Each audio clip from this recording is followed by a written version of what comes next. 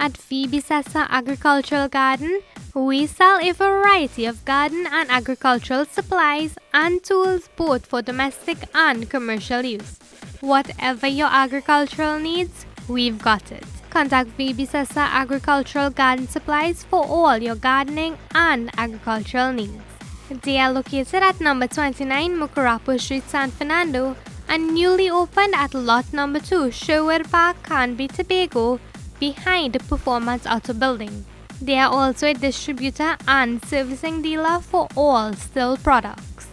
Open on weekdays from 8 a.m. to 5 p.m. and Saturdays 8 a.m. to 3 p.m. You can contact their San Fernando branch at 657-1338, 460-3117, or 344-9186. And their Tobago branch can be contacted at 280-1223. Sitaram, and thank you for joining us. You are about to enjoy a satsang by Pandit Keshava Gosine. You can call or WhatsApp Pandit Keshava Gosine at 712-2180. Sitaram, and do enjoy this presentation. Prem Samalo Umapati Mahadeva ki Jai, Pavana Sutta Hanuman ki Jai. Sitaram everybody, and welcome to Mahabharat Gyan Yagna. This afternoon we are doing our second session. Yesterday we started with a discourse that took us into a conversation between Yudhishthir and the grandfather, that great personality by the name of Bhishma. And in it, Yudhishthir yesterday was talking about, do you remember? He was talking about how he felt so guilty. He's so perturbed because he's the one who is opposing Duryodhana and all the politicians of Hastinapur. And because of him and his brothers, there is this war now that has been going on. And now, Sikandin had damaged Bhishma. Bhishma is lying on the bed of arrows, as you would have seen in your religious programming here on Sankhya and other places like ZTV. Bhishma is lying with the arrows pressed in his body, and it is said he is leaking blood like a tree leaking sap, profusely he is leaking blood. And Yudhishthira is feeling very heavy. He is feeling very hurt. He is feeling very, very guilty that because of his acts, this is now happening to another person that he has so much respect for, he has so much love for. Let me say Sitaram and Namaste to all of you that are joining us on TikTok Live. For those of you looking on YouTube, please remember, subscribe to all the avenues. Subscribe to the YouTube channel, subscribe to the TikTok channel, and follow us on Sankhya for more. Today, as we get set now to continue in a wonderful discourse, today in this discourse again, we pick up from where we left off yesterday, where Bhishma is telling, yesterday he was telling Yudhishthira about the importance of peace of mind. We touched in Bhagavad Gita about how we must be firm, because in this life, karma, good days, bad days, will push and pull us. And Bhishma gives them a story yesterday that illustrated the need for stability and steadfast. Hold to virtue, hold to good activity, so that good karma will manifest good experiences in your life. And the lesson was taught, because otherwise, if we sway every time we get a good day, or we sway because we had a bad day, your life becomes like a boat tottling on the waters of the ocean. Rather, Gita says we must be firm like the water. That even when the river empties into the ocean does not look as if something has happened. The ocean stands firm and stands fast and stands normal, full, the brim of the ocean, the waterways on the edge, the shore. It doesn't look like something has happened there. The ocean absorbs the good days. It absorbs the bad days, and it is prepared now because God is standing with that individual.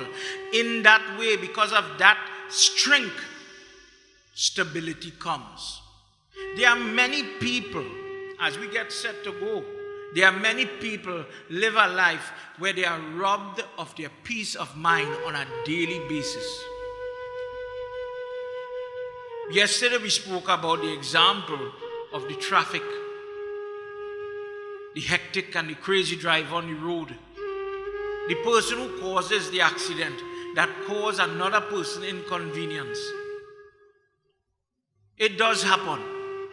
And these irate drivers sometimes walk away with a lot of road rage that they could put themselves in trouble. Peace of mind.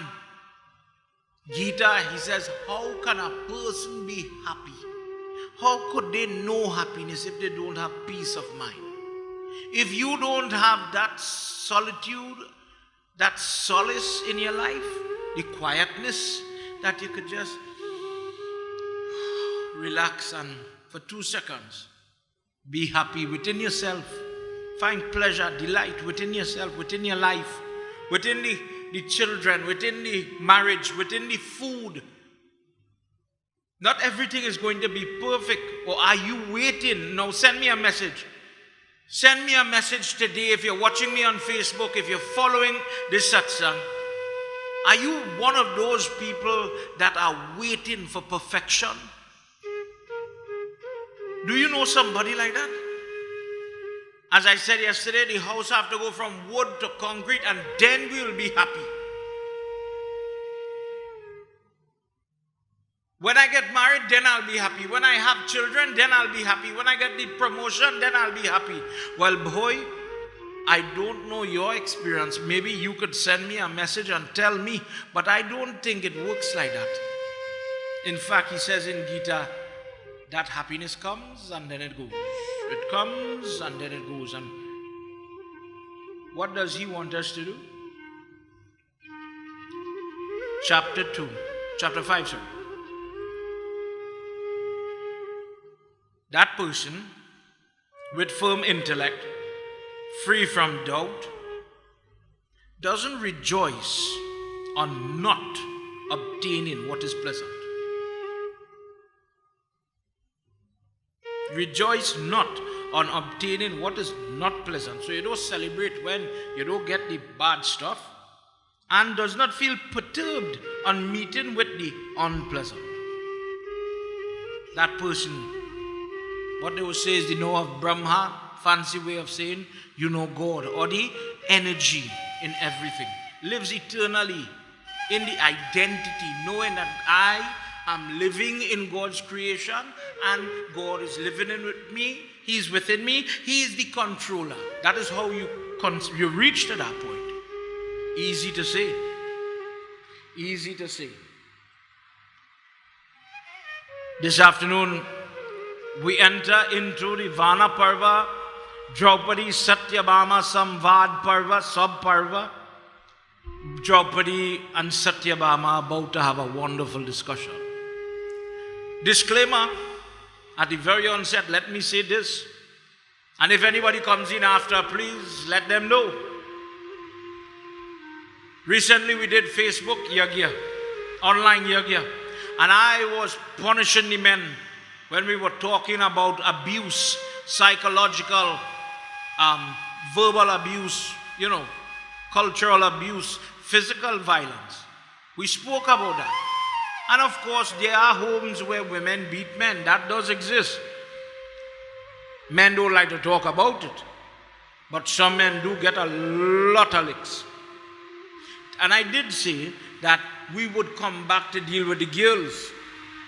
And today, I want to talk about one aspect. And you will see it in our conversation. And you could say, in a summary, that this discourse is talking about how to get peace of mind in your marriage. How does a person get peace of mind in their life? We will echo the words and sentiments in Bhagavad Gita, and we will touch on that before we go. Today, it is truly an opportunity for me to sit with you. And I pray that God bless you and these words and tidbits of knowledge and wisdom resonate with you in your life. Know that I don't mean today because we're talking about some very sensitive things. I don't mean to attack you. I am not talking about any one person viewing here. I'm talking about situations that happen in real life. And what's the bigger picture? There are many people going through depression, many people who are addicted to substance. There are many people who are divorcing. In this topic today, where we'll be talking about man and woman in the marriage, many people go down a road where they are perturbed and they're so frustrated they don't know what to do again. And because of that frustration, yes, abuse does happen on both sides of the aisle. And we must start to tackle our problems. We can't run from them. So for once, let's hear what our text talk about. What do you think? Let's learn from what our books say and what we are supposed to do as Sanatanists. How to live right. This is my aim and my initiative this evening. Everybody, welcome again to Satsang here at the Sri Krishna Seva Ashram. We're doing Mahabharat Gyan Yagna. This is our second night.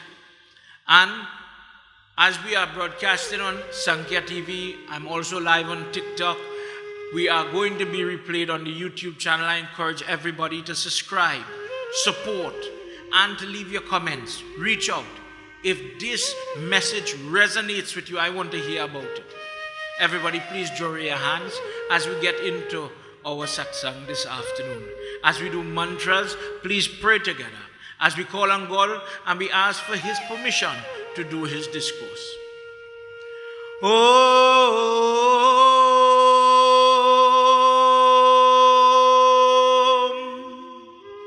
Gajananam Bhutaganadi Sevitam Kapita Jambu Palachara Bhakshitam Umasutam Sho Kavinashkarakam Namami Viganeshwara Parapankajam Sarvamangalamagalye Shive Sarvat Sadhike Sharanye Trayambike Gauri Narayani Namostute Guru Brahma. Come on everybody. Guru Vishnu Guru Devo Maheshwara Guru Sakshat Param Brahma Tasmai Shri Guruve Namaha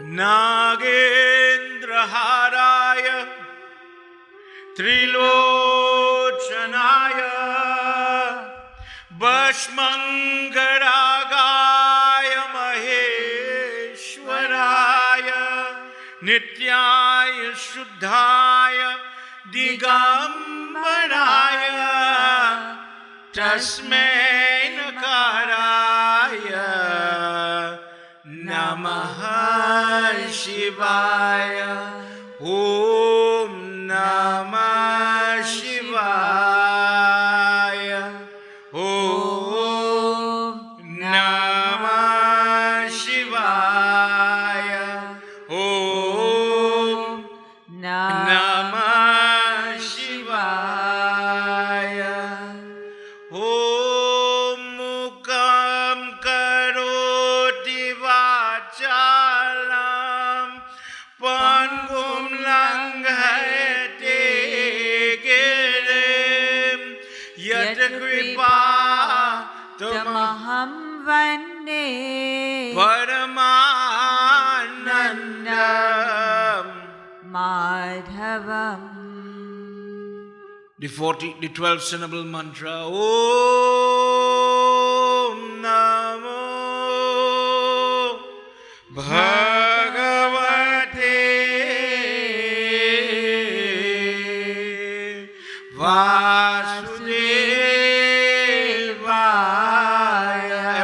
about Om Namo Bhagavate Vasudevaya. One more time. Om Namo Bhagavate Vasudevaya.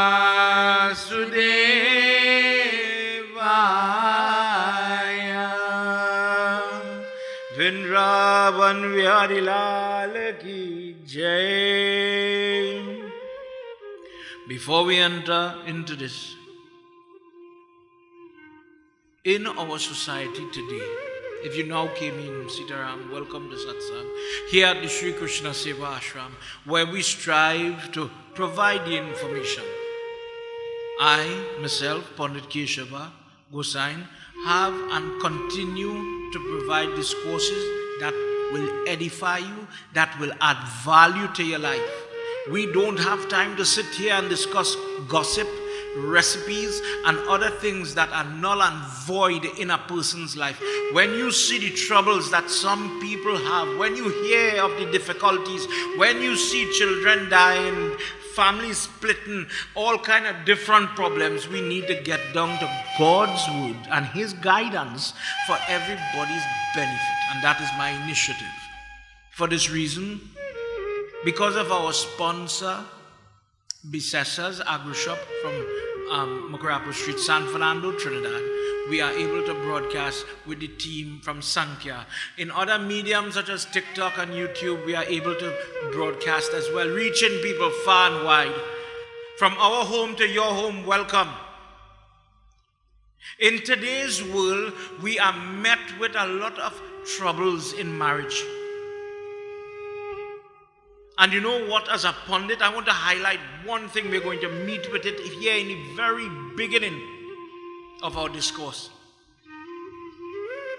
Satyabhama, who is described in Padma Puran as an incarnation, a slight form of Lakshmi Devi. She is the one who gets the Parijat flower when it comes to the earth, the plant. That which, when they churn the ocean, Krishna goes to Indra and he brings it to the earth for her benefit. In Padma Puran, 4 chapters are dedicated to her, that she has so much history in her previous birth. In this birth, who is she? And that Satyabhama became the wife of Krishna. And in Padma Puran, the question is why? And because of the link to Lakshmi Devi, she earns that right. But here in Mahabharata, it had happened that one day Krishna came to meet Yudhishthira. Krishna had come from Dwarka to have a discussion with all the brothers and those ministers that are around them. So imagine in your mind, for our conversation, the boys go to talk. Drupadi, wife of the Pandavas, and Satyabhama are left alone. So the ladies sit to talk. What will they talk about? Satyabhama is asking Drupadi. This incarnation of Lakshmi is asking her, how is it you are able to live peaceful in your marriage? Listen to the question. We're talking about peace of mind. For every lady watching here, be fair. When people are celebrating 20, 30, 40 years of marriage, if those things, and listen to this stupid pundit, if those things still exist, if those things still exist, 40 years marriage, 30 years marriage, 20 years marriage, you know it is 20 years of service. 20 years of patience, truthfully. 20 years of forgiveness, truthfully. 20 years of compromise, truthfully. Maybe in the Indian movies, maybe in the TV shows, maybe in the Valentine's card, maybe we try to emulate for young ones. You know, it's all chocolate and roses every day. But the truth isn't so soft and malleable and loving. truth is, every day is a battle. And whilst we go to school, whilst we go and we attain knowledge from maths and English and social studies, where maybe you could tell me, did you go to school to learn? And I'm speaking today because the ladies are talking. We're talking from the perspective of the wife, the women. Tell me where you went to school to learn how to be a wife. Let's start with that. At the very beginning of our conversation, when we celebrate the woman, when we celebrate wife as a Hindu, it can't be that you were wearing a ring for 15, 20, 25, 30 years. It can't be kitchen duties, because in case there's a scenario where maybe a person doesn't have hands and they can't go and light the stove, does that diminish her role as a wife? Maybe some people have it in their mind, maybe some, that all a wife is to cook or to clean or to be a house servant. Maybe it have people like that. Maybe, I don't know. Is she capable of more? I think so. Our texts support that, as we're going to hear. And we know truthfully, the wife, she has to be daughter, she has to be daughter-in-law, she has to be wife, sexual partner, best friend, confidant, advisor, financial keeper, bookkeeper, accountant, credit card holder, password rememberer, internet password rememberer. She has to have everything, what we have to buy in the grocery, which grocery we go to, how much type of tomatoes, how much pounds of tomatoes we have to get, which account is saved. You know, when you go on the links machine, is savings, as I do, that's why I notice it is savings or check-ins. This lady is doing a lot. And this is why you celebrate. But what is a wife? Is the role of wife and husband the same? Be fair. I don't think so. But then, where do you learn how to be a wife? If we don't understand the title, then we could get it wrong. In our circle, as Hindus, there's a lot of separation. There's a lot of divorce. And yes, in my opinion, as a priest, I would guide all godchildren. Consult your patra. See what the birth chart have. And in it, we'll talk about the planet Mars and Mangalik. If that is there, the person is predisposed by karma to have a hard life in marriage, relationship, separation, divorce, premature death. All these things are there. But is there remedial work? Yes. Kum viva and all these other things. These things are there. Who's an example of that in Mahabharata? You know, in Bhagavad Gita we have a Dhritarashtra, the blind king. His wife, Gandhari. She's Mangalik.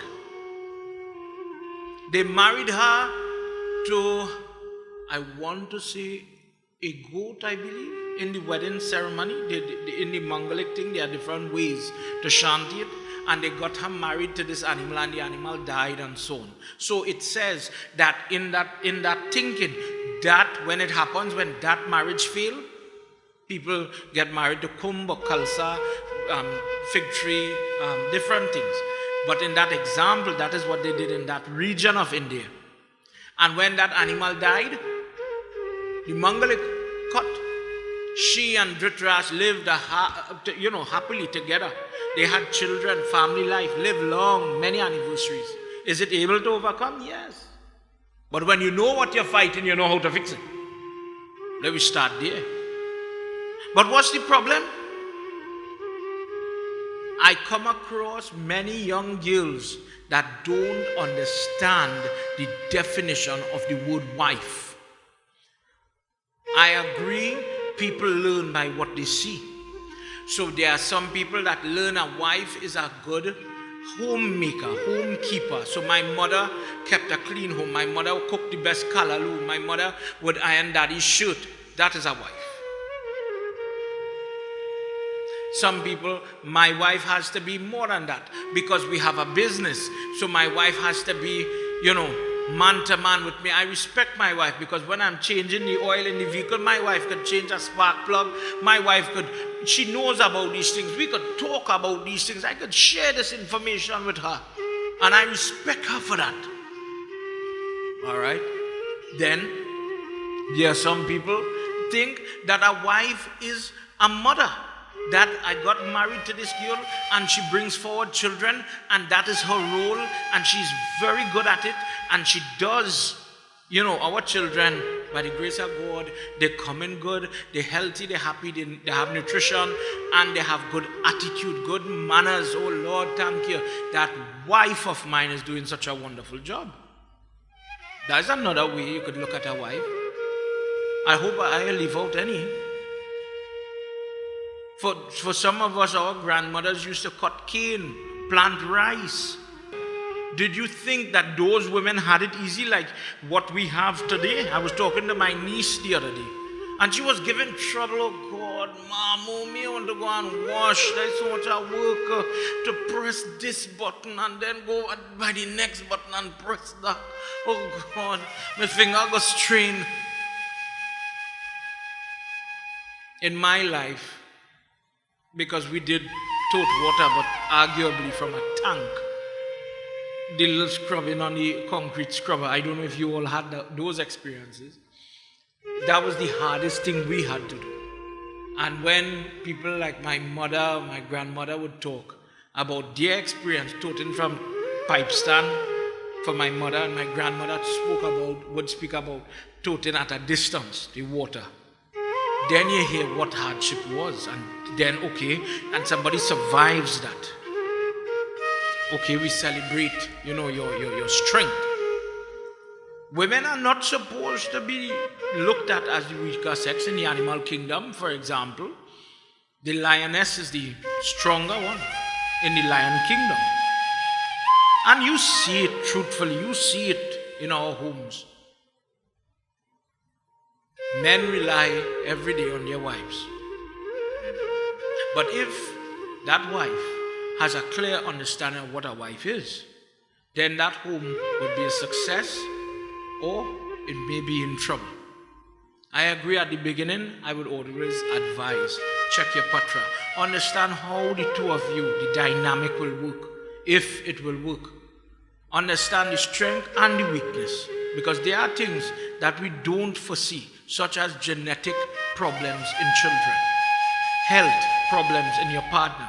When we check Narigun is a measurement of how the old boy or the old lady would be as time elapse, as time go.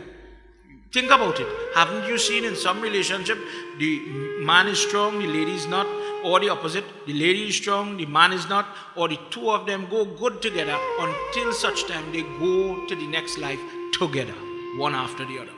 Those things could be predetermined. You could see that from it before you get married.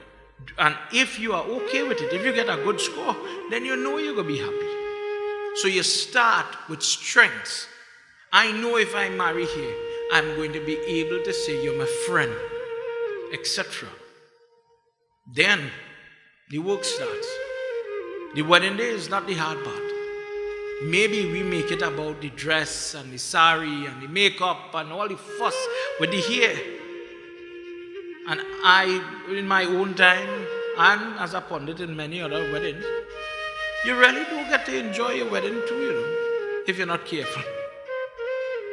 But the real fight for the Hindu is to make the next day, and then the next day, and the next day, to make those days special, just like your wedding day. Today we are going to listen to a discourse between these two ladies, and I feel we could learn one or two things that will bring about peacefulness, happiness in our young ladies by clarifying what a wife really is supposed to do and how to do it. And as I was saying in the beginning, she touches on something that is a little ticklish. I just want to preview it.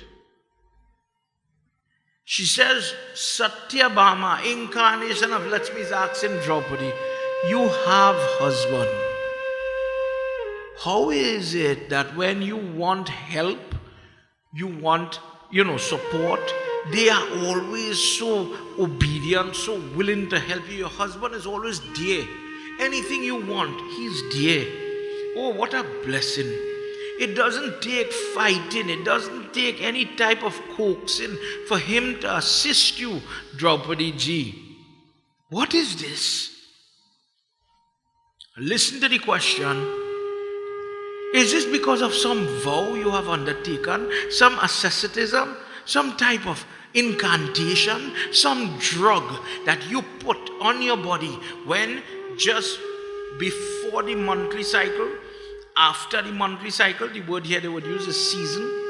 Is this some science with the moon? Is it because of your good looks, your youthful appearance? Is it because of the recitation of some formula, mantra? Some havan, some bless, like how you would see when we do havan and we take the basma and we put it on our body. Lord Shiva wears it as the tripunda and different things. Blessing your body. Is it some medicine, some oil? And what I want to tell you is, do these things exist? Yes.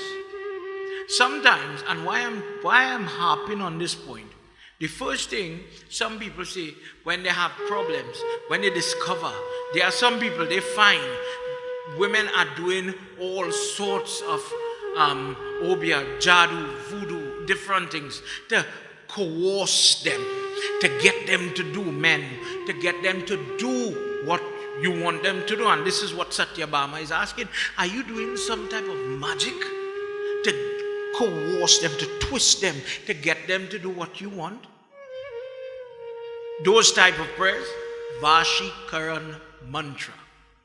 Vashikaran mantra is when you are taking control. You are taking, there are different types. You are taking the thoughts, the ability to think, to make rational decision for yourself. You are taking that away. And the person now becomes as if they are spellbound. You know about it. Think about it. I have to get a mantra, I have to go for an interview, and I want to be successful. So I want to say the prayers. And when I go in front, the interviewer, they must like me. So without the mantra, they would not have liked you. You would not have gotten the visa, or the mortgage, or the job. But I wanted to twist it so that I would be able to do it. And in different ways, we use that. It's just in some cases like this, it is possible if you have that dark inclination to abuse it. This exists in Islam, it exists where you use different passages in the Bible. It is there. But it is supposed to be used when people are married and you want to use it now to bring back the marriage. In the marriage where there is the passion, the energy, the sexual attraction is waning, and it happens, I'm telling you it happens. I wish I could get back my spouse. I wish I could get back the attention, the allure. I'm married to this person and I give them all. If they have nobody else, if they have nobody else to touch me, watch me, to pay attention. If anybody else do it, they're wrong. But the one person who's supposed to do it, they care to see. I could color my hair, I could put on perfume, I could do what I want. It have no effect. And believe it, this is where those prayers that are Durga-centered, centric, Devi, works to bring back. Come back here, come. So, Satyabhama is asking, is that what you're doing? Is that how you get this? Is it only by following this type of rhetoric that a person is able to be happy and get support in your marriage? Today, I want to ask you about that. If you live happily in your marriage, how do you do it? There are many people who don't have that blessing. Yesterday, we talked about how things happen and the boat rocks on the sea in Gita, chapter 2, verse 68. How do you keep from being like that? How do you get stability in your marriage as a woman? Let's enter our discourse,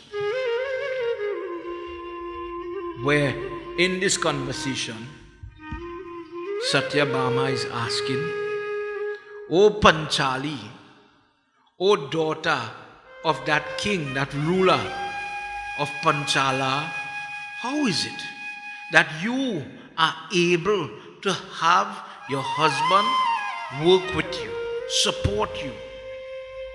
How do you do that? I want to know how to keep Krishna obedient. As my husband, sometimes he's good and then sometimes he's naughty. He's not good. Drupadi says, Oh Satyabhama, you are asking me a question as if I'm a wicked woman doing and enticing my husband via some low and basic methodology. I am not putting anything on my body. In different religion, you have to understand, and I'm talking straight to everybody. In different religion, women dress, they are told, put different oil, different parts, different powders, and she says powders here, in the private areas of the body. And when husband and wife come together, the husband loses again his senses, his ability to make a decision. I would not have to sing to such basic type or animalistic type of venture to get my husband. When the husband learns that his wife, listen carefully ladies, is addicted to incantations, drugs, oils, he dreads her. When he learns that she's putting things in his food, which does exist, putting things on her body, he resents her. He dreads her. He thinks, he looks at her as if she's a poisonous snake that is entering the bed that he is sleeping in. And because of this, oh, Satyabhama, be very careful when you are going to follow that type of thought, that type of action. Pray for your marriage, but don't become a snake in your marriage, using different things to attack your spouse. Don't do that. Because when a man is afflicted by fear of what the wife is going to do next, just as how a woman could become fearful of the husband when we were talking about abuse and all these things. A man could afraid to eat, a man could afraid to sleep, a man might afraid to drink water because you don't know what she's doing. How can that person live in peace? How can such a person know peace, happiness? A husband might never want to work with that wife, even if helped by all forms of incantations and all these things. We hear of painful diseases transmitted by enemies. Those that have desires to kill send poisons in the form of gifts because they dress it, they tie it. So that the man that takes the gift or whatever you send, it's coated with the powders and all these other oils that these type of people that dabble in these type of prayers, when they send those things and it touches your skin or your tongue, if you eat it, that is, they become sickly. Satyabhama, a person could die. And if you are not careful, women who endeavor into these types of prayers could cause dropsy, leprosy, impotency, idiocy or madness, blindness, deafness in men, because they may have over-administered these types of enchantments or drugs, causing unwanted side effects. Simple. You get more than what you bargained for. So there is a risk. And everybody, you know what has happened? I'm sure I've heard a lot of scary stories in my time. And people say, you know what, well, I didn't know that would have happened. I didn't know that could have happened. It happens. It does. These wicked women treading on this part of sin do sometimes injure their husband. And a wife should never injure her husband, just as a husband should not injure his wife. Simple, eh? Simple. A woman should not sit down and ploy and make plots to harm the husband. Just as, according to our Dharma, a husband should not do anything to inflict harm on his wife. Oh, illustrious Satyabhama, oh great one, you want to know how I have earned this type of conduct from my husbands? In her case, she has husbands. Husband, listen. Listen to how that came about. Let's join together. She's about to relate. And you will hear about how to live. We're going to hear about how to live, because we live in a time, sometimes women, and we're talking about women from this perspective. As I said in previous satsang, we focused on men. In other satsang, we'll pick on the boys. This today is a woman's discourse, so please bear with me. There are many homes that are being split because women forget their wives. For example, I was doing, as a marriage officer, I counsel married people. Husband crying, talking. What happened, boy? Pandit, ashamed to say, ashamed. I don't want to say. What happened? You had to talk it out. You're going crazy. What wrong?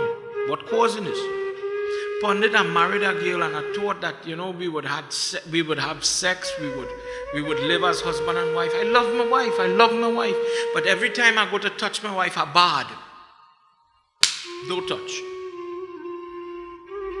Pandit, I don't know what to do. I love my wife, I want my wife, but then when I go by my wife, I wrong. May I talk to nobody else, Pandit? May I talk to nobody else? But the accusation are going to talk to somebody else. There are many examples of this. It happens on the other side too, because men do accuse women of the same. But when you understand, and this is why in Bhagavad Gita chapter 2 and 5, he's talking about controlling lust. When you understand a sense of duty and selflessness in this example of sex, maybe for happiness, remember, of the entire human race, this person is your spouse. Not everybody, this person. And our Dharma does talk about happiness in marriage life, commitment. And part of that commitment is giving yourself to this person, and in hope that this person would be able to give the self to you and do the best for you in every regard. Not burn the roti every day, but make the best roti. Make you happy when you get to eat your roti. For example, not just get by, if you understand what I mean. Selflessness is part of it. Your intention is part of it. Let's hear what Drupadi, and we'll build on this point. Narayanaya Krishnaya Paramatma Namo Namah.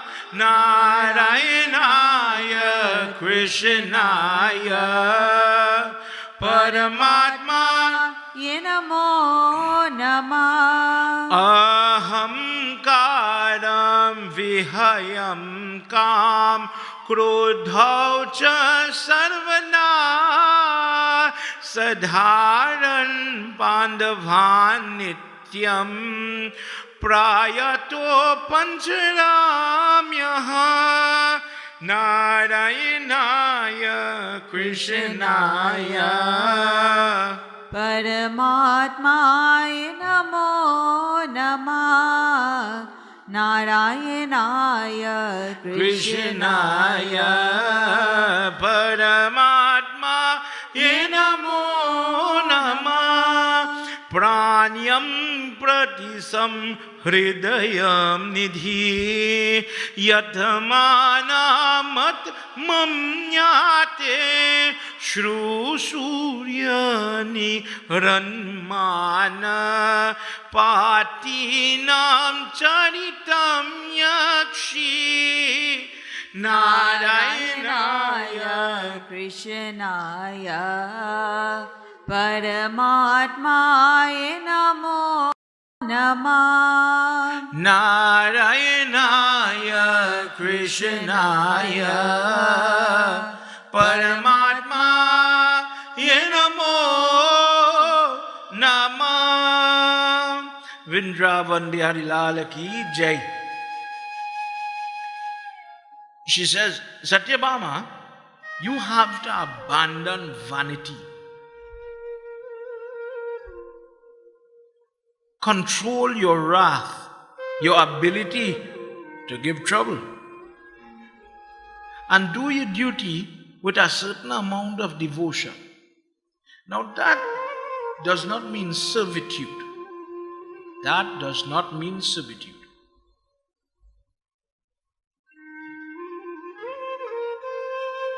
In Bhagavad Gita, he talks about it. I'll find it here for you in chapter 5.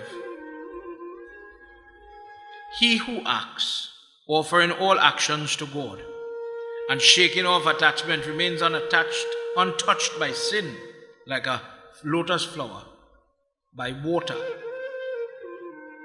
Sometimes when we do things just for the reaction, just for the outcome, I'll iron the kurta so he'll be happy. And only when he smiles, then I will smile. When you cook the food and you're looking for the reaction, what our Dharma says, do it for God. Say your prayers over the food in doing your duty. So even if the person is unfair and the reaction is not what it's supposed to be, the gratitude isn't there, it's lacking. It doesn't affect you. Remember, we're talking about peace of mind, being able to survive in this world where you're tested left and right. If you want to not be affected by other people, this is how you do it. Do your duty with that. Restrain jealousy with devotion. In your heart, don't fill your heart with jealousy. And don't allow your heart to fill with feelings of degradation.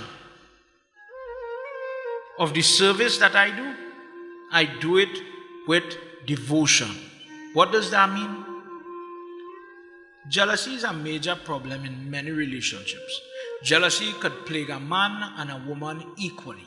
And we both are guilty. We both do it. When we have deficiencies, when the belly big, when different things wrong with the body, when you have all the stretch mark, when you feel your body have some form of degradation, some form of flaw, we start to attack ourselves first. Well, she like me again because my belly big. She like me again because I can't satisfy she, or he don't satisfy me, or some talk like that. The hair getting bald, it going thin. Well, that is it. She love me again because of that. And people start to ebb at the self before anybody could say anything. You start to put meaning, and that jealousy starts to, it starts to wreak a havoc in your life. But it is coming from your mind. You're eating my food because you're eating somebody else's food. I feel. You like that lady in the office? And you start, no argument, sometimes things happen. But when jealousy starts to overtake you, it interferes with you. There's a discourse between, I spoke about it last year, where Lord Shiva tells Mother Parvati she was in Kali form. And in Kali form, she asked Lord Shiva, Shivpuran, she says, do you like this form? And he says, no, I like when you are in Gauri form. Gauri means the nice one, That's what I mean. He says, I like when you are in that form. You look pretty, you look, nice, pleasant. And she gets angry with him. And she says, then you don't love me.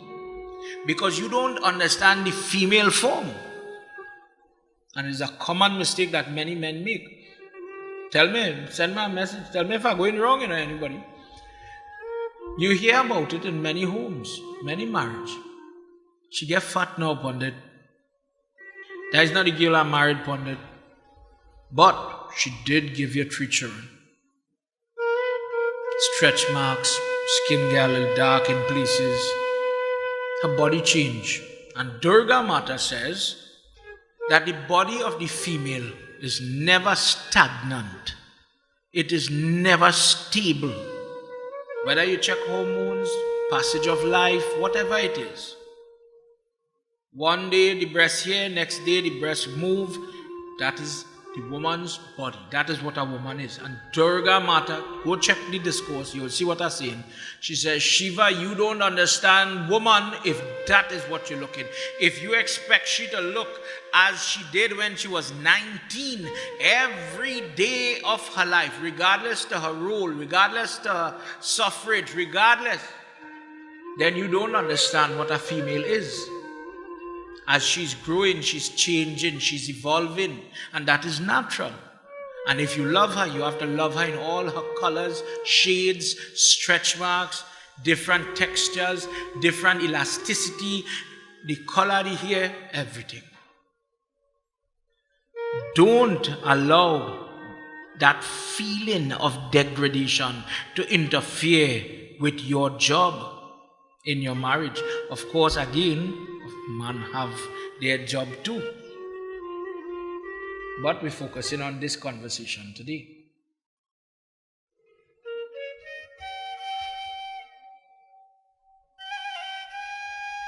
Sarva Vyakshanaratam Somkalpan Maharata Save Chaturyahar Namyena Parta Chivena Pratiyatam. When you are in your marriage, have a certain amount of respect. Fear when speaking, fear when speaking false, fear when speaking evil things, how you talk, how you sit, the impropriety that we all do sometimes, how we do our eyes, indicative of our feelings, what our heart have. You ever see somebody animated when they're not pleased? The eyes sell them out. That is what she's talking about. She says, I serve the son of Kunti, and I see, and sometimes I maintain my equilibrium. I do not add because of my feelings. In many homes, the reaction of the girl not understanding everything, being vindictive sometimes to the boy's family, to his friends, co-workers, something you may not know the entire story about, but you react nonetheless, and you react prematurely without knowing all the facts, and it brings about conflict, because now it is no longer the problem, it was your reaction. She did, she said, she rolled her eyes, she stoops, you name it. You know, there's a popular video where somebody asked the minister for a house, and what became the news was not the fact that the person is homeless and they're begging for a house. The minister stoops. His reaction, that's the problem. So, in this point, she says, oh Satyabhama, before your reaction is judged, think about how you react. Think about what you're going to see. Think about your mannerisms that sell out sometimes, even if you're not pleased with something, because then that becomes the issue. Control your heart, your lust. Everybody has eyes. And she says here, celestials, humans, in this case Gandharvas, the musicians, the athletes, young and handsome, wealthy, adorned with ornaments, my heart never feels attracted to anybody except my husband. I am mindful, next point, I am mindful of the timing of my husband. I never neglect our home, our family. I think, I plan, and although you may be a working girl, this communication is paramount. I'm not saying that only a housewife could do this. The girl could be working in an office. She might have a day job. She might have a business. But still, when I was in, beside full-time pundit and I was doing different jobs and places, I would still call prayer call me, where we eating, where we doing later, where we have to do satsang, puja, practice, what we doing. Till this day, that communication still happens. Still this day, she would always say, all right, let me sit down to eat. We want to eat together. Trust me, to come to do the satsang today, I wanted to wear a mash-up kurta. And no matter what going on, no matter how busy she is, no matter what job, no matter who she talking to on the phone, she would still consider that all the different things that she have doing, she would still study, because it doesn't go from your mind. For every lady, whether you're working or not, don't you study what your children eat or what your children, how they dress or whatsoever. So although you have your job, it just means you have more things to study. I agree. It doesn't mean you don't study.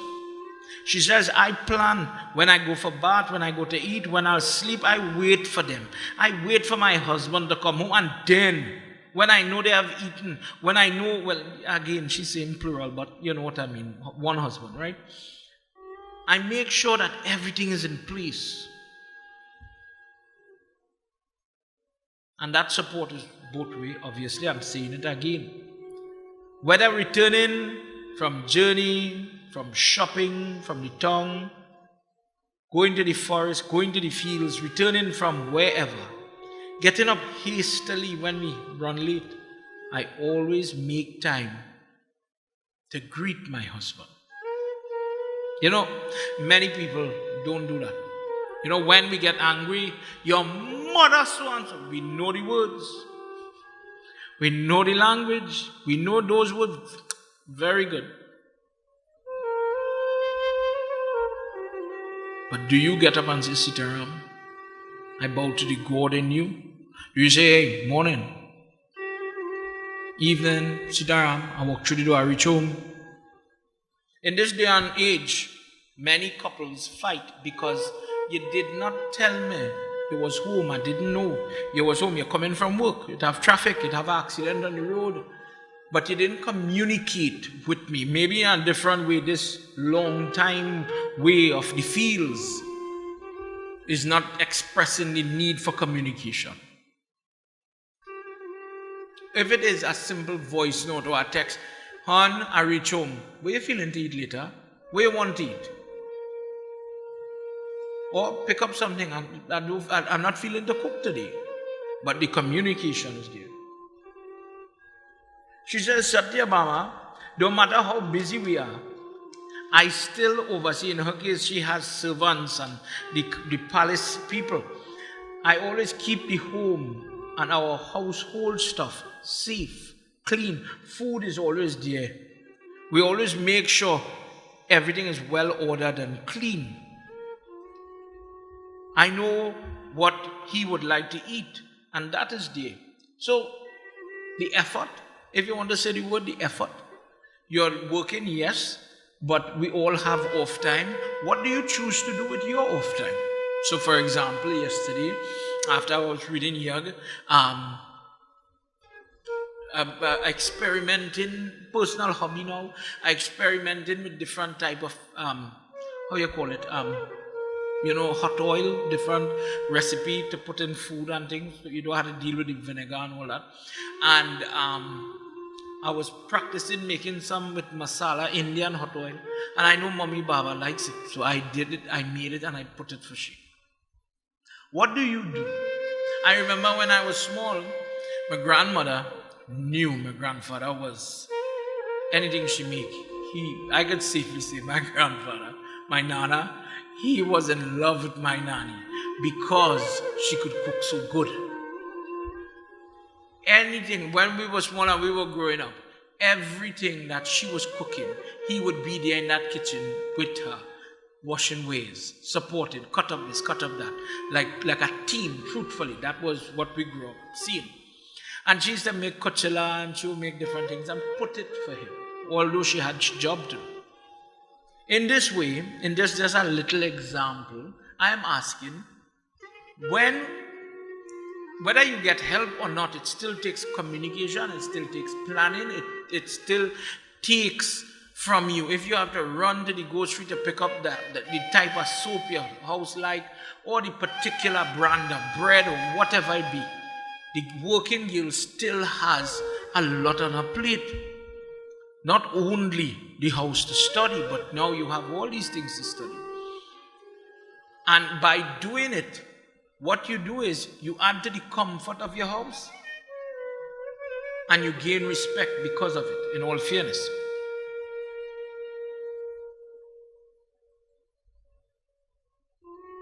In front of people, even when these wicked boys, even the wicked husband, gets me angry, Satyabhama, I never let people see that anger between me and my husband. I never speak harsh words to him in front of people. That's a big one. Gerd Brand talks about when you use moments to embarrass your spouse, and again, that both ways. That in your next life, God takes your Jivatma and He will make you into what? How you call it? Louse. That is where louse come from. People who embarrass. They want to, I want to use this opportunity to break you, to shame you, to pull you down. Likewise, I want to be better than that. So although, because there are days everybody gets on the wrong side, but I'm going to try, I'm going to control myself, and I'm going to keep that private. And in front of everybody else, there isn't a problem. When it's me and you alone, we'll hash it out. She says, practice it that way. She says, further to this, I know who and when to talk. I know not to act inappropriately with other men, to cause discomfort to my husband, because what I wouldn't like for myself, I wouldn't do for him. In Tulsidas Ramayana, Ansuya speaks to Sita Mata about the different types of good wife. And technically she's saying it here. What you like for yourself, that is what you're going to do. The standard you set. If the husband could go and laugh and talk and, carry on with another woman, I wouldn't like that. Okay, well then you don't do it as well. Separation from my husband is never agreeable to me.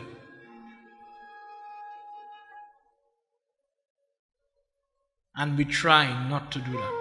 When my husband leaves to go by relatives, I miss him.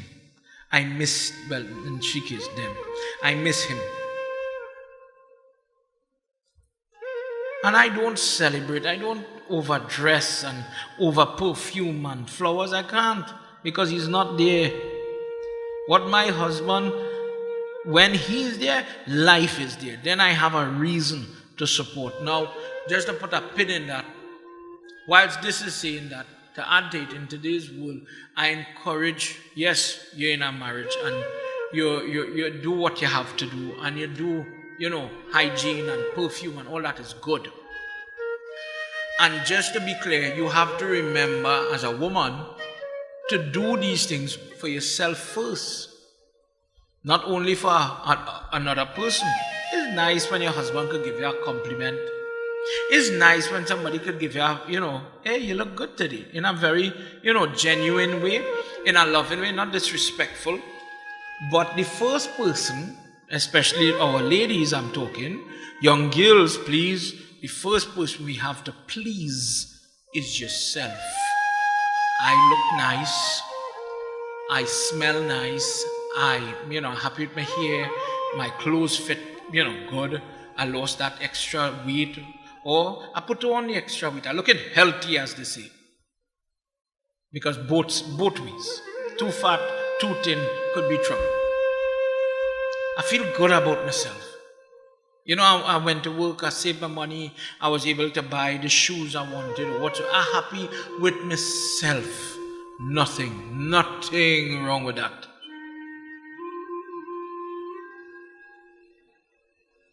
I strive for peace. I strive to find common ground. When they like something, I try to show interest in those things. Do you do that? I mean, it's not everything one person like you go like. Not to make it unnatural, but do you try to understand what this person like? Imagine, for example, let's talk about a business. Let's say the person selling wholesale chana. At some point, you're joining that family, you're joining this person on this journey, it paying bills. It would only make sense. You learn about it. Let's just say his hobby is sound system and music stuff. One day you would want to learn about it, and you see it in power couples. You see it in couples that come together, and the girl learns. She absorbs the husband's, in this case, the business, and she learns the contacts. And I encourage that. This is encouraging that. Become strong. This is now your home. This is why you change your name. Because you are now on this side. And in this side, you always love your father's side and your family. Nobody didn't say that. No. But not knowing these things doesn't make you stronger. It makes you weaker. So yes, you could be who you is. But I wonder what it is about sound system. What do we sell? What is the nature of our business? So that when I sit, why am I saying it? When I sit to speak with my husband, this is something else we could talk about. It is a camaraderie. It is a partnership on a different level. Because now I could speak apples and apples. It isn't okay, he will talk about the roti and the children with me, and then everybody else he has to talk about the business, whatever. I could be part of that side of his life. To use myself as an example, when Priya came into my life, she learned all the bhajan I had to sing, because I just make the whole mistake. So if you're listening to me when I'm singing, she just had to know when to jump in to save the pundit. She will remember, you see all these marks, what I read yesterday, what I read last night, where I rest my copy of the stotra, where I rest the book. For a man, it becomes as if you have your shadow with you. You have your best friend with you. That shadow sometimes don't see eye to eye with you, I agree. But if you want to get closer and you want to go from 5 years to 10 years to 15 years, then you find more and more commonalities, more and more, common ground to work together. And this is one way you could do it. In doing it, I find ways to feel proud of my spouse. That is a big one, eh? I respect my spouse. He just work hard. Imagine this. Tell me if you have this. Send me a message, everybody. Tell me if you have this at home. I respect my spouse. They go to work. They get up early in the morning and they go to work. Man or woman, go to work and they do all that they have to do. For example, my husband just go and he just toil in the land and plant tomatoes, and it was so hot today. I was so happy when he come home. I was so pleased when I see him. I feel sorry for him, his skin burn. But I love that man. That respect, that regard. Chocolate can never do that justice. These things that we banter about chocolate and love song and flowers, maybe they have a role, may I say no.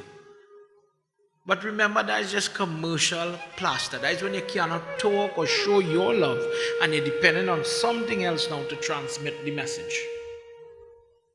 I don't know how to tell you I love you, Here, look, some chocolate. You're going to understand the sweetness. But imagine, he follow me. Imagine the husband went and he toiled in the field. And the wife so eager for all the women looking on, correct me, tell me if I'm wrong. You're so pleased, you're so happy. You have everything. It's perfect. But this person, you love this person so much. Tell me what you do today now. Tell me a story now. Tell me what you do, where you find. You see a snake in the land. You see a snail in the land. You pick 15 tomatoes. I just want to talk to you. She says, I find a way, and I found myself respecting my spouse. And when I did it, I found a new devotion to my job. Because whatever I was doing, I wanted to do better. Because it was for this person. Whatever I did, it wasn't for me. The selflessness, the devotion, this is where it's starting to grow. Just as if whatever you do for your children, no argument, you do it and you willingly sacrifice. Father and mother alike. That is devotion. When you see parents sacrifice, you know what, I don't need to change my glasses this year, Pandit. That child needs to get glasses. I don't need to go on the line with the boys. I want to buy them a bike this Christmas. Things are getting harder and I want to prioritize my spend. Sacrifice. Devotion to family. I could go and hang out with the co-workers, but Father's Day, I want to spend it with my children and my wife. Priority. But in the same way, that happens in marriage. I know she want a dress, so and so, the family wedding coming up, and I want to buy her that dress. I know that will make her happy. She has to get a blender for that kitchen. I know her feet hurt. I want to buy the sole in for she shoes. I want to rub she foot. Time sometimes. And that respect and that regard comes naturally. And it allows your job to become so easy. It allows that your work is not work.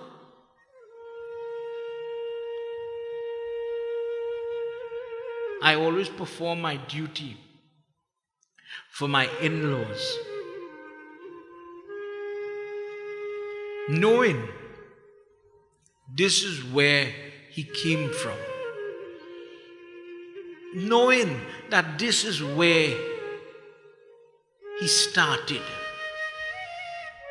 I show reverence, I show gratitude, and I grow in love with them.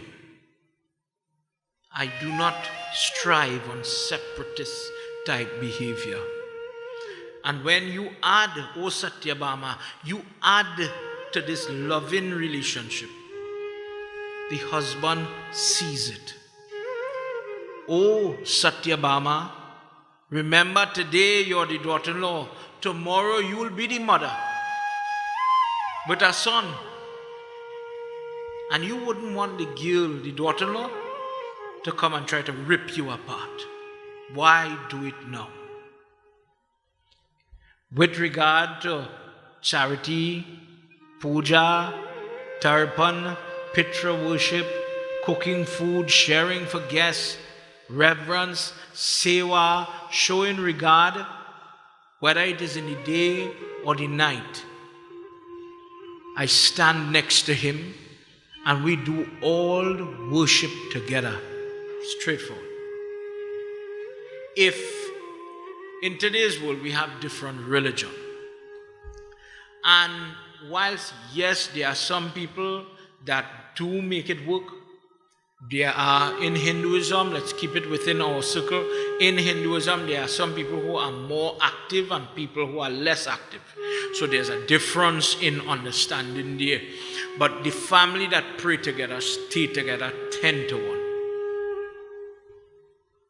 Could you imagine sitting with your spouse and the person says, Lord Shiva, please make my wife love me.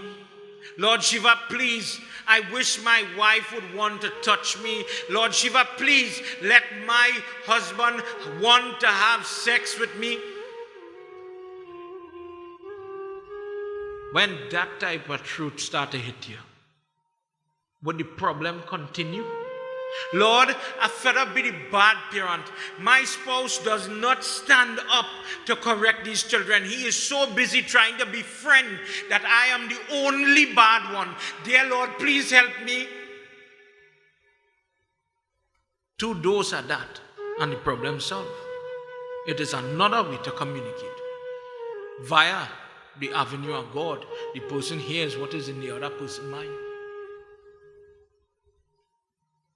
In addition to the advent of God in your life, of course, I say, but she says, never, never have I broken from the rule of praying with my spouse. There is no day I practice idleness and neglect to pray with them. Whether it is in the prayer room, in the kitchen, over food, I always be, and I'm always instilling, reminding, come on, don't forget, you have to offer your dar. Don't forget before you go, light it there. Here, look your flowers. Like Miss Priya, you know, Baba always busy, rushing, going, studying the phone. And she will get up when I'm going. No, I tell her, I'm my business. Shh, don't tell nobody. And she'll come with the flowers. And I jump, I ready, fight him with the seatbelt. Put your flowers by Murti. And to be honest, if it wasn't for she and the way she does do it, I probably never do it, to be honest, because everything else is important. You're busy, you're late. But she says, Satyabhama, you have to be the one to instill that standard. Where are these things coming from? Where in our Dharma does it say all these things are important? Go in chapter 1 of Bhagavad Gita and he says, you know what is Kali Yuga? When the women of our society, when the women of our family, women of our village or home do not teach, do not do their job, when they neglect their homes, neglect the family, they don't say, hey, don't forget to say your prayers. Hey, don't forget to light it there. For example, then the family is in Kali Yuga, because then, brother, you're lost. You doubt me? Okay, tell me where you would be without your mother. Without your mother saying, hello, say your prayers. Hey, bow to your father foot. Hello, say your prayers. Do your hawan. Get up, offer your dar. And being that type of force, what standard would you have? How many women here looking on? Tell me if your mother-in-law didn't say, hello, you cannot sweep the floor and leave the little, the little rubbish. Who are you waiting for? For me to come and pick it up? If your mother-in-law was not there to train you, to invigorate you to do better, who would do it? Today you are who you are. You're strong. Somebody criticized the roti, the dal puri, the way I iron the shirt, the way a child dressed, the way the hair comb. It was harsh in the moment. But from that criticism comes so much development. If a mother doesn't do her job, what kind of complacent, down, wayward society would we have? Today, with all the craziness that is happening, with all the advancement in technology and everything, now we have domestic violence problem. Now we have children mining children, children being walking away from house, people kidnapping children. Those things never existed. Our families used to be 20 children in a home, and it didn't happen then. Now you have one child. With less support systems of the grandmother and the aunts and all these people around. And now this type of neglect. Now this nobody to help with homework. Nobody to check the book bag. Nobody checks the book anymore. Now you have trouble seeping in from different places.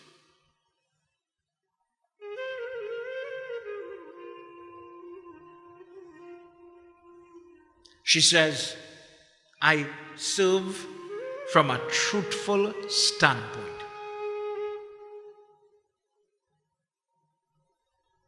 That sounds strange, huh? She says, I serve from a truthful standpoint.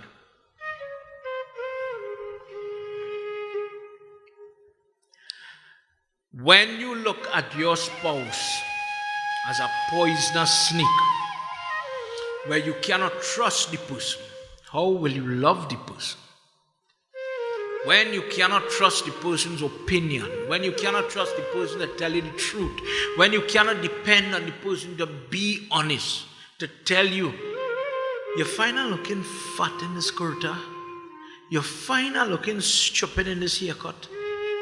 No, baby, you're looking good. You could die with your husband want to hear. And then you leave the person vulnerable to get embarrassed outside.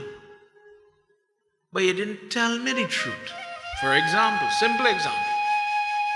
But when you know you have a force that is relentlessly honest, that is going to come and tell you, listen to me, please do what you want, but don't go and try to cook again. You fail, you can't make it. Your curry aloo don't taste good. You just get people belly sick. Don't do it.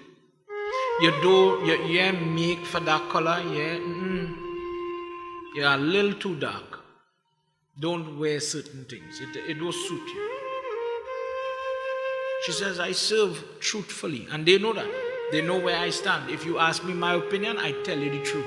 Like it or leave it, I'll tell you the truth. And gently I give them what they need to hear. Not what they want, but what they need. And in this way I support them. The husband is the God of that wife. When your spouse becomes something of a divinity, serving that divinity is not a problem. Touching his feet does not become a problem. Arguably, some people do not have that. And my advice is, choose properly. Start there. Please don't choose copper and expect it to shine like gold. But when you want gold, when you want to live as if you have something golden, choose gold. When you want your son to be golden, train him to be golden. Because somebody is going to have to face bad behavior later on.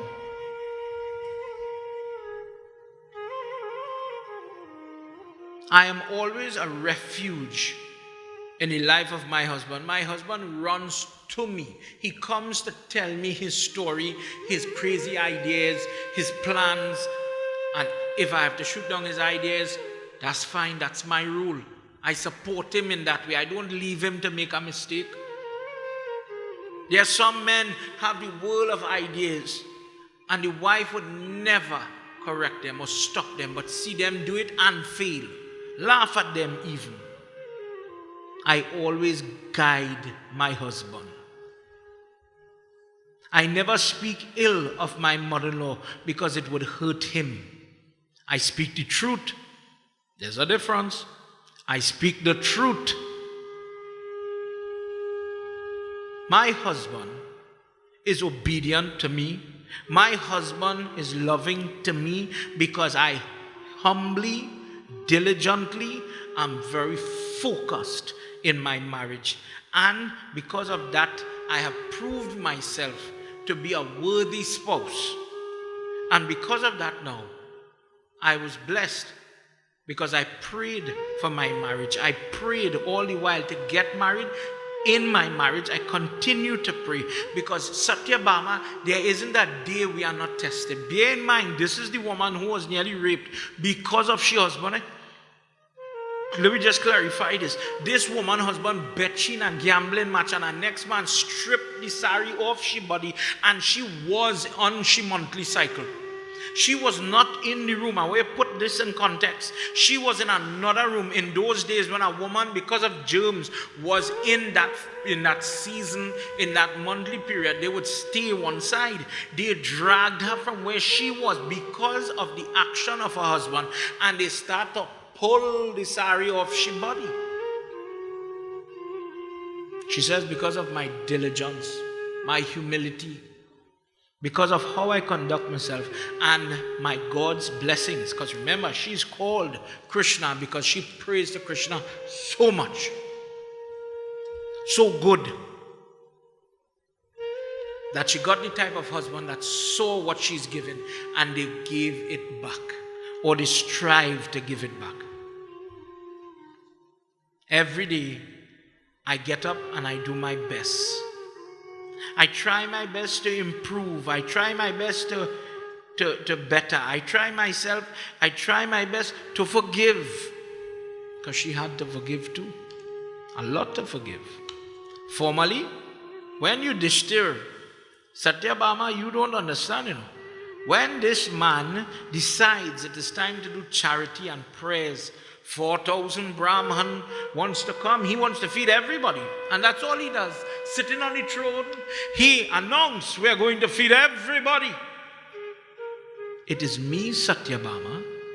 I who have to work with all the maids, all the servants, get all the dishes, get all the paraphernalia, all the details. For every cup, it have to have ice, it have to have a straw, it have to have plate, napkin, garbage bag. Who doing what? It is my work. And I do it happily. Because when we achieve together. I see the value in charity. I see the value in any celebration. And I embrace my role. I embrace my job. Because no matter how busy I am, I do what I have to do. And by doing so, I lead by example, not only for him, but also for the children to see. Prem se bolo Vrindavan Bihari Lal ki jai. Let's join together in this verse. As she continues, as she's coming to the end of this chapter. Achyutam Keshavam Satyabhama Dhavam Madhavam Sridharam Radhikaraditam Indira Mandiram Chetasa Sundaram Devaki Nandanam Nandajam Sandade Sarvam Rage Sumudyamya Chavyame Ekaham Vidya Kalyani Pandavam Pashyati Achyutam Keshavam Ramanarayanam Achyutam Keshavam Ramanarayanam Krishna Damodaram Vasudevam Hare Krishna Damodaram Vasudevam Hare. She says, do you think he rules this world by himself? Satyabhama. There are many things that great king with that crown on his head that he doesn't know. He rules this earth, this kingdom, this palace, this household. But in reality, the rules are enforced by myself. He says something, but I enforce it. I listen to all the children. I listen to everybody. I listen to all the maids, all the servants. Everybody comes to unburden and to give their complaints to me. I maintain the ship. All the shepherds, all the cow herders, everybody comes to this household. But it is I who keep this home going. They are the Pandavas. They run. They are the Kshatriya. They are in front. But who knows the true income and expenditure of this palace? Who knows the true income and expenditure of this household? Oh, beautiful lady. looking at me, a person may not understand the true role of what is a wife. But it's this wife that makes sure that all the workers are paid. It is this wife that serves in order for him to reign. This load so heavy, incapable of being borne, being lifted by a person with evil intentions, evil heart, I sacrifice easily. I bear this day and night every day because of who my spouse is. I could only do it because of it is that person. Tell me to do it for somebody else, couldn't do it. For every wife watching me, tell me. This man support you and he give you these children. You had this life, you have this time. Nobody, including this girl, did not have it perfect. No, it ain't perfect. Don't let me fool each other. But you know it have good days. It have something that keeps you there, keeps the struggle going on. She says, because of who he is, so I am able to do all that I do. Whilst my husband is engaged in virtuous pursuits, as a king he means, I supervise the treasury, I supervise the granary, your kitchen cupboard, your purse. I do it day and night. Regardless to what's going on, I support them and I am equal to them in terms of my burden, in terms of my strength, because my mother never taught me to be weak. I would get up from my bed first and I would be the last one to get down. This has become my custom, my dear. This is how it works. And in this way, my life, if you want to ask what charm, what amulet, what trickery, this is the trick to happiness and having peace of mind. Don't do it for an outcome. Don't live this life for any particular accolade. Don't do it for others to see or for the act. Do it for the God that lives in the heart of your spouse. Do it for God is watching you. God is judging you. God gave me this husband. In Gita Mahatyam, he says,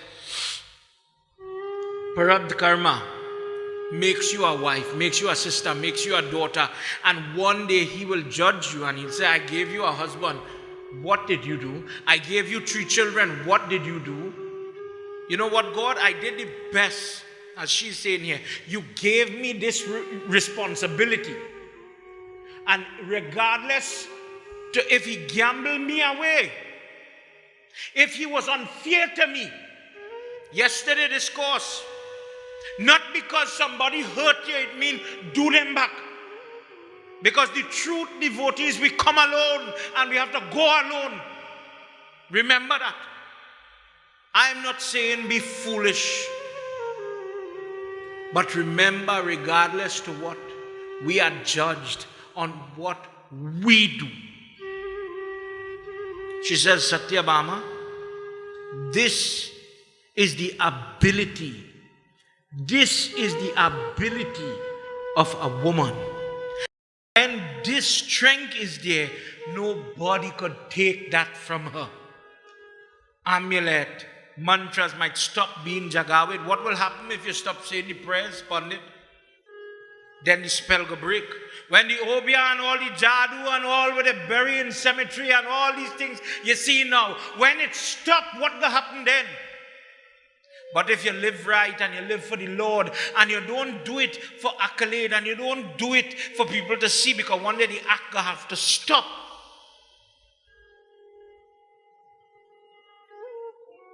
And you get married and you become a wife and you realize that God gave me this role. This Lord Krishna gave me the role to play as a wife and a mother. You know what? One day you'll ask me, what did you do with your time? Dear God, I was the best wife. Dear God, I was a most faithful, honest, straightforward wife. I was the best mother. I was a diligent mother. I was a stickler for discipline. I did my job. You give me the job and I did my job. Give me the reward now. Free me from this birth and death. Do it for that. She says, oh, Satyabhama, this is how my husband has remained loyal, faithful, etc. In this way, as we come to the end of chapter 233, Vaishampaya says, having heard these virtuous words, Satyabhama expressed her reverence. She touched the feet of Draupadi. And she says, oh Panchali, oh Yagyaseni, I today am at fault. We're talking like friend. Forgive me. But I didn't mean anything bad. I did not mean to insinuate that the love you have, the adoration you have from your husband is because of nefarious reasons. I didn't mean that. Draupadi smiles and she says, remember, always let your husband feel safe. Let him feel loved. Let him feel as if when he comes home, he is safe. Receive him, wait on him. Be active. Don't be idle. Take care of yourself. You know, for some reason, people get lazy in their marriage. And one of the points that she comes on here with, if you, and we're talking straight, all of these big people, if you have to put on something special for your husband, if you have to shave, color your hair, fix yourself, smell nice, clean, all of we talk about hygiene, cleanliness is next to godliness, and of course that goes both ways. Who else would you do it for? Who else is worth the effort? Well, between me and you, nobody else. I hate to shave. I think it's needless because it's going to grow back. So I'm lazy. You know how this gonna be a grow sometimes. I'll just be happy in Petra Box because that time we can let it grow. But when mommy baba come, this have to go, sir. This have to go, sir, to see a smile on her face without saying a word. Disappear. And I'll do that. This lazy man, this lazy man would do it just to make she happy. Do you have examples like that? Do you have that in your home? She says, oh Satyabhama, stand with your husband. Behave yourself. Know when to talk and know who you're talking your business with. Remember, beside your marital vows, all that, be careful. Be careful. 2 points we're going to make here. Last 2 points. Be careful who you talk your business with. Not everybody for you. And the last one, be careful with the friends. I always, me and mommy, baba, if we talking to married couples, when they're now married, if we're doing a wedding, we talk to them before and then we talk to them after. Because when the wedding finish, the wedding day finish, and the first 2 weeks pass and the month pass, and that's when the boy starts to get disgusted. And the nasty ways and the strange ways and the adjustment starts to come out. When all of these things start happening, that's when you need a guiding hand to just say, don't worry. Don't worry. Hold to your marriage. Hold on. Don't get distracted. Don't get sidetracked. Everybody goes through this. Hold on. This is not the end of the world. Hold on. So we sit together and we counsel people. It is my firm belief, and I know she says the same thing. You see, married people, correct me if I'm wrong, send me a message. Married people should never, long term, never associate, hang out with single people. It is a dangerous thing because those single people, divorced people, have a different perspective and a different way, let's say a different tolerance, a different patience. Marriage is patience. If anybody tell you otherwise, they know what they're talking about. There are days just like what Drupadi goes through, where you are tested, where you are just like what we discussed yesterday. The sea is pushing you to the other side, and it is easy to walk away. It is easy to give up. Yes, I agree. But a married person tries, even when they pray, if nowhere else, if counseling, going to the pundit, going to the counselor, going to the police if necessary, but try. And yes, if all else fails, do what you have to do. But try. Try. If we live right, if we focus on living right and not only rushing to do maybe what, as I highlighted in the beginning, what exists, quick fix that exists in other religion, our religion, manipulating prayer. How about from the girl's perspective in this discourse, we stand firm, stand fast, and we embrace, whether we're working or not, whether we have children or not, whether we have mother-in-law or not, or whatever in-law, we stand fast in our home and we do what we have to do from a selfless perspective. Focus. Walk away with this in your mind. Focus on making the other person happy. Don't get married only for your gratification. But get married to make somebody. God sent this person for you. That's the truth. Just as how you'd understand that if I said God sends the soul in the little boy or the little girl, that's your son or daughter. Whether they're fair, they're dark, thin, fat, tall, short, you would love them. God send me the soul. Likewise, in the body of your spouse, which is not perfect, God send this person for you. And you try your very best. You pray on it. You work on it. You don't give in. And if God bless you, you have the type of spouse that working with you, well, then you'll be a success. Don't worry. The rough waters that you may be going through right now as we speak, those waters will pass. And peace will come back. What did he say yesterday in Gita? He says, no matter when the rivers are gushing into the ocean, we must be like the ocean to take those moments and stand firm, stand neutral. Don't rock left and right every time something good or bad happens. Chapter 5. Offer all your actions to God. Shaking off attachment. I'm not doing nothing for people to say, Pandit is a nice husband. I remain untouched by sin because whatever I do, whatever you do, do it for God. Do God watching me.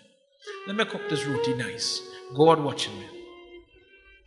When a person could do that, when the wise have attained that person with a firm intellect, free from doubt, rejoices. Not when they have pleasant days and cries or perturbed because they had an unpleasant occasion. But if you want to live in God, if you want to live knowing that God is here and then God is around you, then regardless of if the day go rough or the day go good, I know that God is watching me and I'm going to do my duty. I am going to do my best. I'm not going to give up. So then, there is no need to talk about suicide. There is no need to talk about all these other macabre things that we see in today's society. There is enough avenue. There is enough text. There is enough prayers. There is enough people to get help when you need help. And we do need help. We do need people sometimes to corral and help us. Don't worry, you'll get through this. Don't worry. Maybe if you do it this way, it might be better. Maybe you're watching it a little off. Try it this way and see.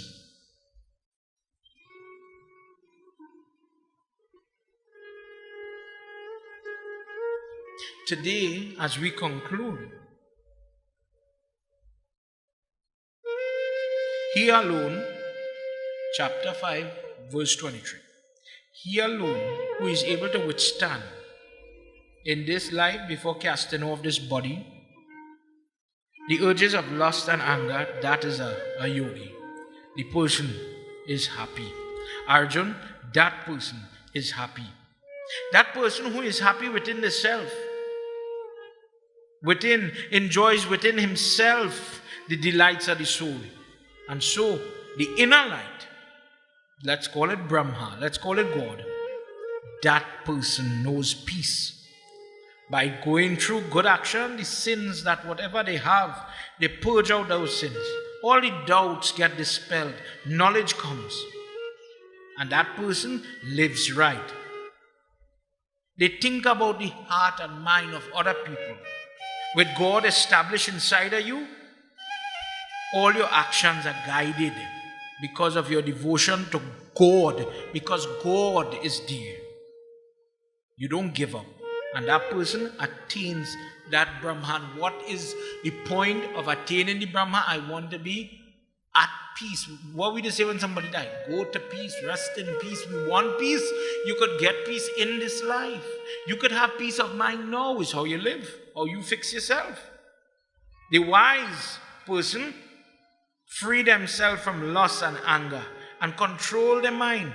And they realize that whatever they do in their present, that God is all around them. And in this way, peace of mind is the blessing that you're looking for. By doing these things, by following this conversation today that we discussed with Drupadi and Satyabhama, in your life, in the perspective of the female, it is possible by changing your mindset, your disposition, your outlook, that you could do the same thing, but do it for a different reason. And in doing it so, prevent being disappointed. Oh, well, he didn't compliment me on my hair. He did not say anything about my perfume, so I stopped wearing perfume. I stopped bathing with soap. I stopped shaving under my arm. I stopped fixing myself because he don't say nothing nice. So I stopped cooking because you don't eat my food. You just only go by your mother. Then it means that you only did it for praise. You only did it for him to see. How about you do it for yourself? How about you do it the Hindu side? How about you do it for God? Rise above whatever mistakes the husband is making. Not because, yesterday we said it, not because somebody does bad to you, you do back bad to them. That doesn't solve anything. Gandhi says, eye for an eye just makes everybody blind. If I bust your eye, you want to bust back my eye, and we bust back each other's eye, and we go in like that in that analogy, nobody would have eyes. That's all they would achieve.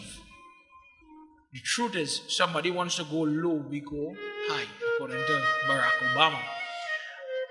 Today, as I conclude, I hope you appreciated what Satyabhama is saying. I wanted to touch on this, and of course, I look forward to your messages. Before we go, let's sing just a little bit to our Lord Krishna as we pray for Krishna. And I encourage those of you that need guidance in your marriage, if you need prayer to help you in whichever aspect, finance, lifespan, my husband is sickly, there is prayer, of course, there is prayer to say, please reach out, please send me a message, please WhatsApp me or whichever way you want to message me, so that you could get that advice and we could discuss it. No two cases the same, obviously, and we could discuss it. Let's sing together before we conclude. O Manamohana, O Manamohana Madhura Nandalala, Bajuradhe Govinda Gopala, O Manamohan Madhura Nandalala, Bajuradhe Govinda Gopala. Those of you at home, sing with me. Or those of you looking on at TikTok, before we go, let's sing together. Krishna, Krishna, Krishna, Krishna, Krishna, Krishna, Krishna, Krishna. O Manamohan, O Manamohan Madhura Nandalala, Bajuradhe Govinda Gopala. You know, when God makes somebody, when God puts somebody for you, And I agree not everybody has the same journey, but my personal story, Mommy, Baba and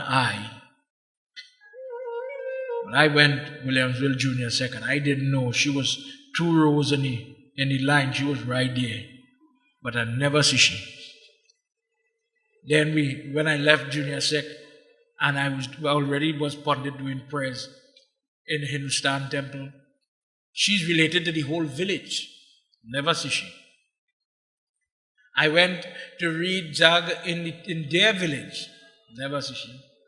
And one day spot she. And I fell in love. To be honest, I admit it.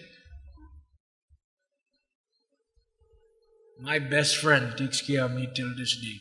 And I couldn't do half the things. If anybody knows how we are together, from laughing and talking stupidness to everything, she'll go on TikTok or Facebook or YouTube and see some craziness and she'll send me it on the phone and we're next to each other, God bless every young couple that you could be better than we. We's novice in it. But trust me, as a pundit, I believe that God sends people to you. God makes somebody for you, but take the time to do proper research. Check your patra, talk it over with elders, get blessings. Blessings does make a big difference. And pray for what you want. Always pray, God, I want to be happy when I get married. Dear God, I want to be extremely blessed. I want to have the family. I want to have many anniversaries. And God does answer prayer. I can tell you that.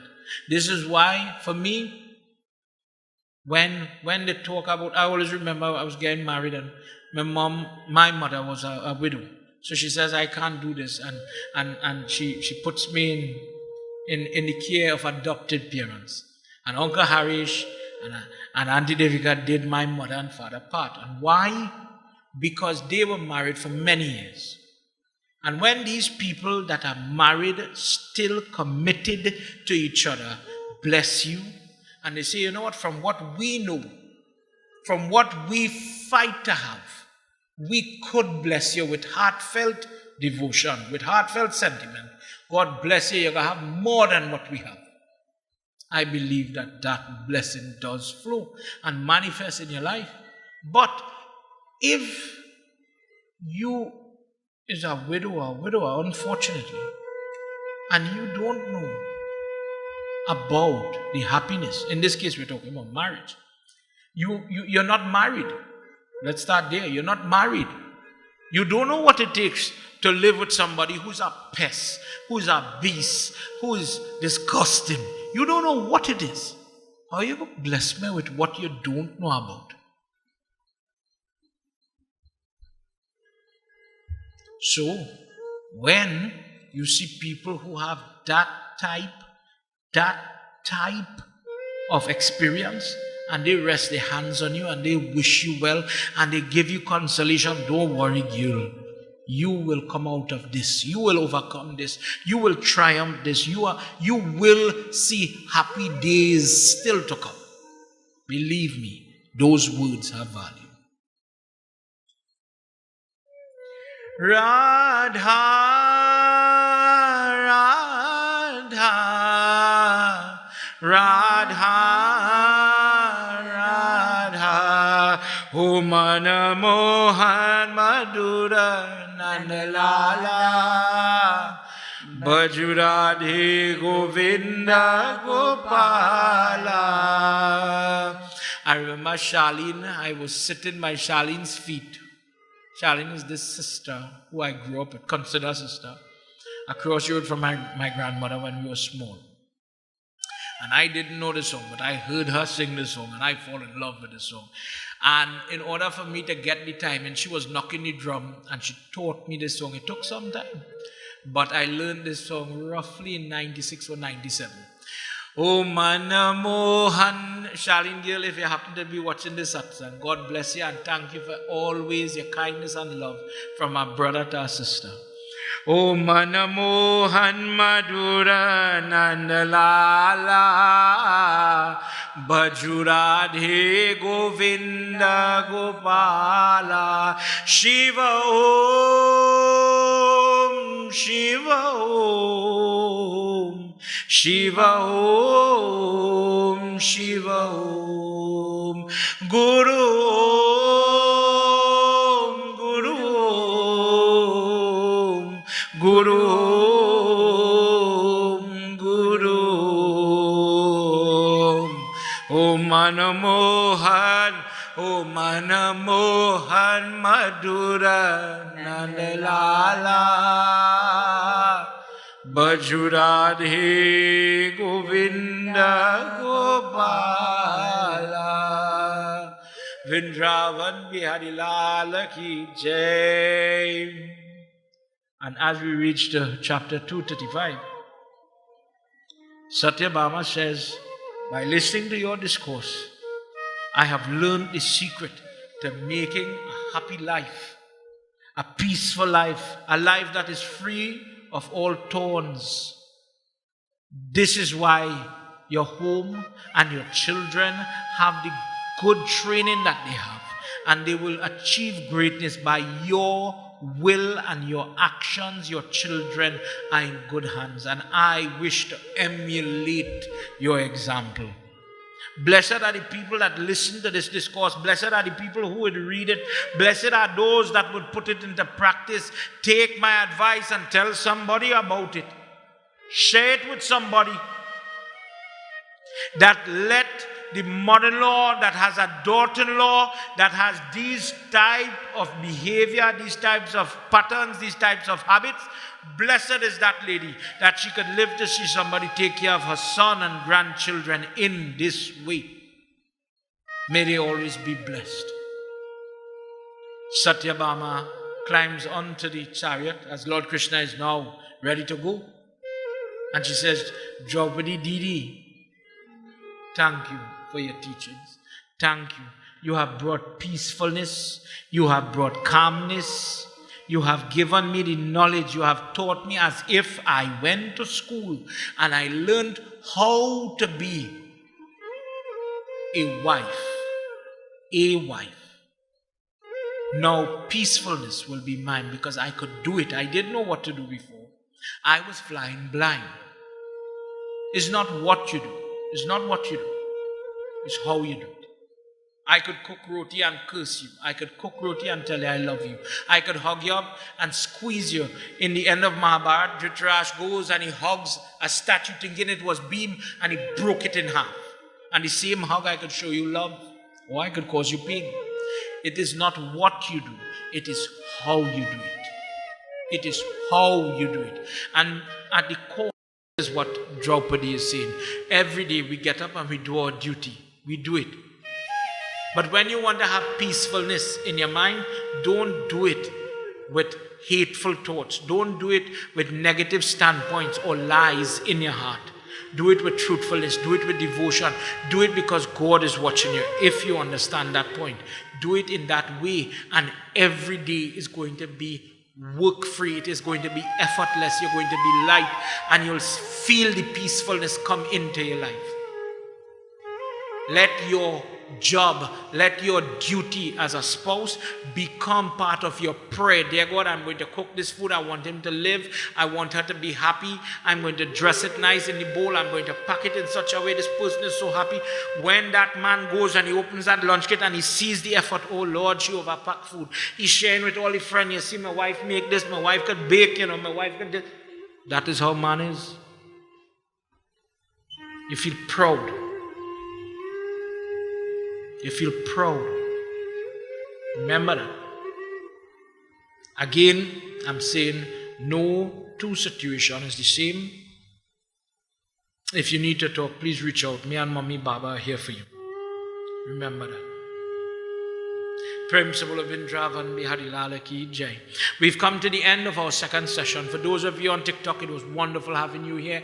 I look forward tomorrow to have you again. Everybody, those of you that are looking on after the fact on Facebook, on the television, on YouTube, please subscribe to our YouTube channel. Please subscribe to the TikTok so that you would be able to be informed when we're doing our many satsang.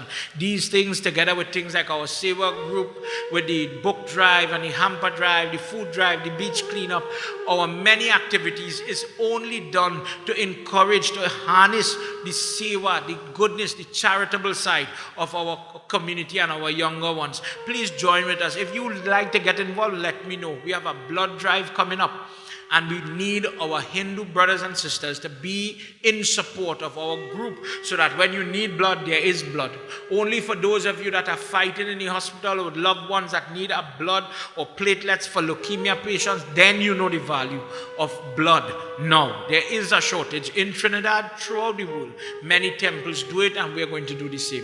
I look forward to having you. Until we could do it again tomorrow, everybody be well, be safe. Please join your hands as we do final prayer. Tvameva Mata Cha Pita Tvameva Tvameva Bandhu Cha Sakha Tvameva Tvameva Vidya Dravinam Tvameva Tvameva Sarvam Mama Deva Deva Tvameva Sarvam Mama Deva Deva. Together everybody. Om Shanti Shanti Shanti. Prem Sabloma Pati Mahadeva Ki Jai. Pavanasuta Hanuman Ki Jai. Shri Adi Shakti Mata Ki Jai. Vindravan Bihari Lala Ki Jai. Satya Sanatan Dharma Ki Jai. Jai Jai Sitaram. Sitaram everybody until tomorrow. Bye bye. Sitaram, and thank you for joining us. That was a very informative and beautiful satsang presented by Pandit Keshava Gosine. You can call or WhatsApp Panditji at 712-2180. Sitaram.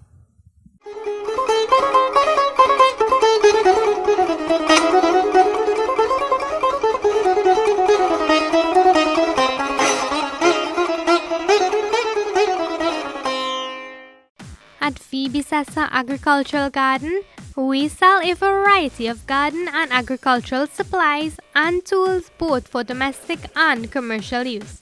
Whatever your agricultural needs, we've got it. Contact SKSA Agricultural Garden Supplies for all your gardening and agricultural needs. They are located at number 29 Mukurapu Street, San Fernando, and newly opened at lot number 2 Sherwood Park, Canby, Tobago, behind the Performance Auto Building. They are also a distributor and servicing dealer for all still products. Open on weekdays from 8 a.m. to 5 p.m. and Saturdays 8 a.m. to 3 p.m. You can contact their San Fernando branch at 657-1338, 460-3117, or 344-9186. And their Tobago branch can be contacted at 280-1223.